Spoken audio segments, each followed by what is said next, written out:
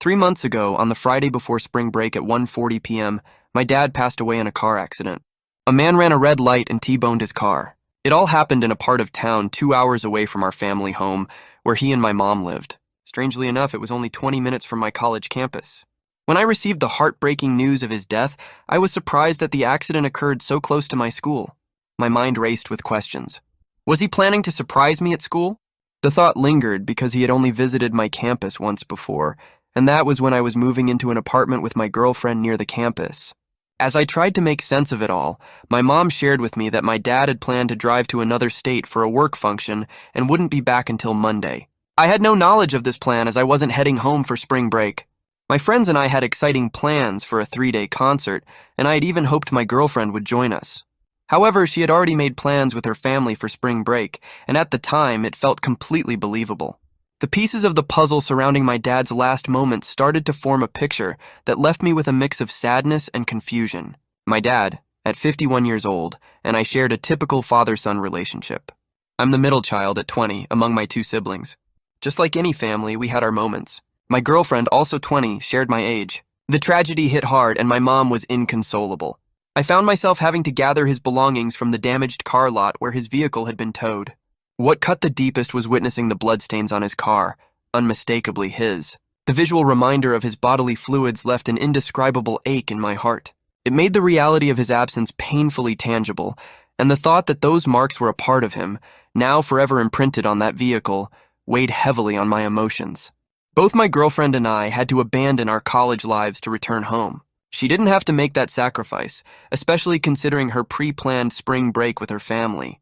Yet she chose to cancel those plans and be by my side. Her emotional turmoil surpassed even mine. I'd catch her in the room, trying to conceal her tears, and it struck me deeply.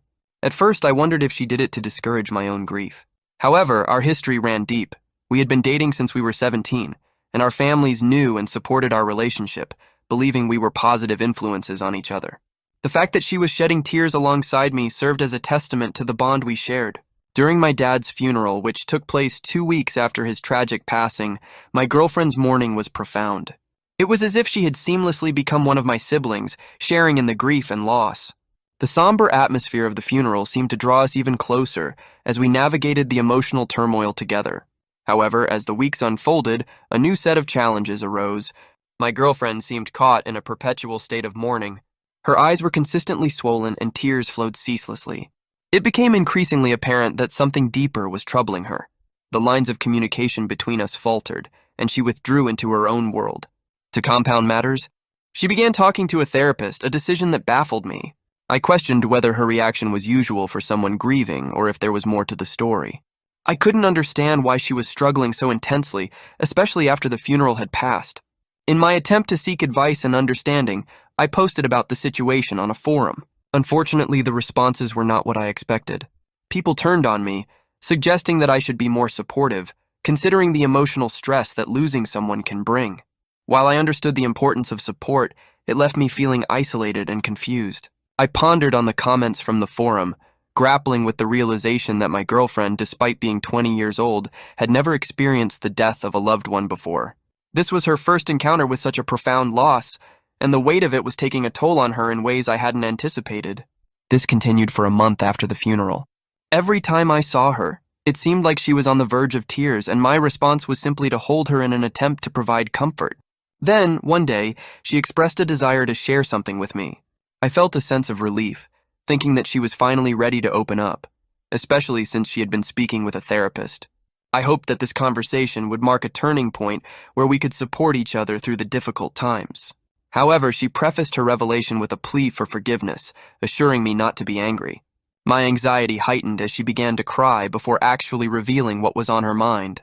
I braced myself for whatever she was about to disclose, realizing that it must be significant for her to approach the conversation in this manner. Finally, she started to speak, admitting that she had not planned on going to spring break with her family, as she had previously told me. My initial shock at this revelation was only surpassed by the unexpected twist that followed. She confessed to lying about her plans and dropped a bombshell. She had planned on going on spring break with my dad. The weight of her words hit me, and my mind swirled with a multitude of questions. Why would she lie about her whereabouts and companions during spring break? And most importantly, how could she plan on going to spring break with my dad? The revelation left me stunned, grappling with a mix of emotions and an overwhelming need for answers. I stood there in shock, unable to connect the dots as my girlfriend revealed that my dad had booked a flight to Cancun with her. The words hit me like a tidal wave, and she continued to express her love for both me and my dad. I couldn't comprehend what I was hearing. In that moment, I instinctively pushed her away, my mind freezing with disbelief. As the pieces of the puzzle fell into place, the realization struck me like a lightning bolt. The reason my dad had been 2 hours away from home, supposedly on a work function, was to pick up my girlfriend to drive to the airport for their clandestine spring break together.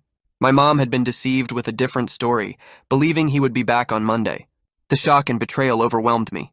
My girlfriend confessed that the guilt had eaten away at her, and she believed her presence with my dad had caused the car accident, viewing it as a form of divine punishment. I sat on the bed, stunned.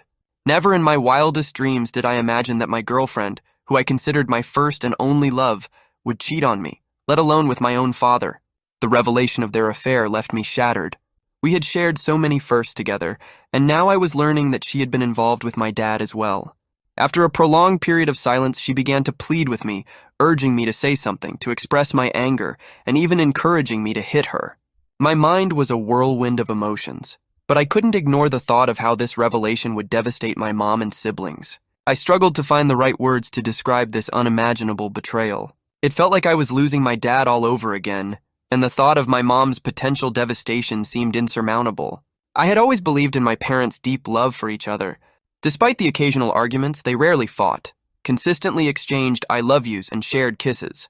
Their relationship had been a beacon of hope for me, and now that image was shattered. Once the initial shock subsided, I managed to ask my girlfriend how long the affair had been going on. Her response, 2 years, hit me like a punch to the gut. It meant that for about a year after we began our intimate relationship, she had been involved with both me and my dad. The devastation I felt was indescribable.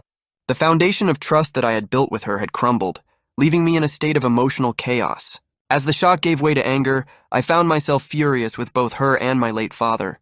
I couldn't fathom the betrayal from someone I loved and trusted, and the realization that my dad had been a part of this betrayal added another layer of anguish.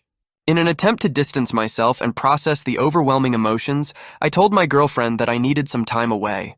I informed her that when I returned, she should no longer be at our apartment. Given that most of the belongings were mine, she managed to gather her things before I returned the following day. The once shared space now felt empty and haunted by the echoes of a broken trust that I never saw coming. Alone in the park, I grappled with the unexpected loneliness that consumed me. Never in my wildest dreams had I suspected that my dad and my girlfriend, two people I loved dearly, would betray the ones they claimed to love without remorse. The world felt cruel, and the weight of the betrayal pressed heavily on my shoulders. At times, the thought of not being alive seemed like a preferable alternative. Upon returning to the apartment and finding it emptier than before, the sense of isolation deepened. I wished for a reality where this unimaginable betrayal had never occurred. As I contemplated my next steps, the question of whether to disclose this heart-wrenching truth to my family loomed over me. After careful consideration, I decided to keep the painful secret to myself.